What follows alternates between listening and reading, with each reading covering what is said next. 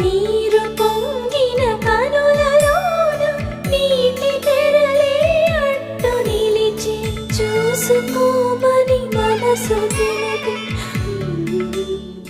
మనసు